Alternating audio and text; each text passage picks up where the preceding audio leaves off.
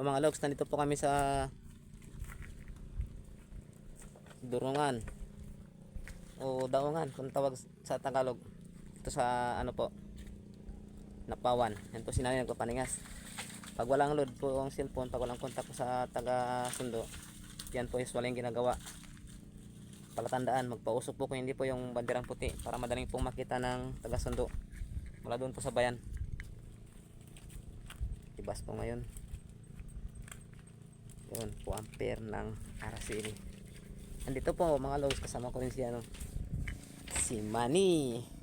Ayan po si Maniwang, wala pong damit. Kami po ay nanguha ng tuway, ang sabi ng Katagalugan, pero dito sa amin Kibaw. Nakakuha po kami ng alimango mga logs. Ayan po, 5 piraso po yan. Oh, medyo palagi sa sako eh. Ayan po mga logs. Ayan ang alimango.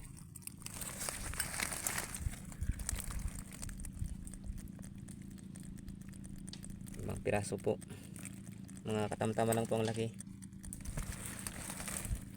Yung isa kuha ni nanay, walang tanggalan ng kagat. Sa akin 3 piraso, 2 piraso po ang kay nanay. Yan po si nanay, nag-bonfire dito po sa ano, Daungan. Po si Loy o si Maniwang, say hi Maniwang. Oh. Yun, anong hilo nakatalikod? Yan po si nanay. Nay, kumusta ka nay? So naman ang nanay ko, dungis na ng ano niya, puro putik. Ganyan talaga nay, pag mahirap tayo nay, wala tayong magawa, todo sikap lang. Yan po yung kapatid ko po, ang kuha niya po. Ang mga kuha po na ano, natuway po ni nanay ay ganyan, pinibiyak po ni ano, Maniwang. Ilang piraso ba yung kuha mo, Loy? 4, pero kinain mo rin, di 0. Yan mga logs. Hinihintay pa namin si Kuya Leo Singson. Usapan kasi magpapausok at saka alas 5 daw magasundo.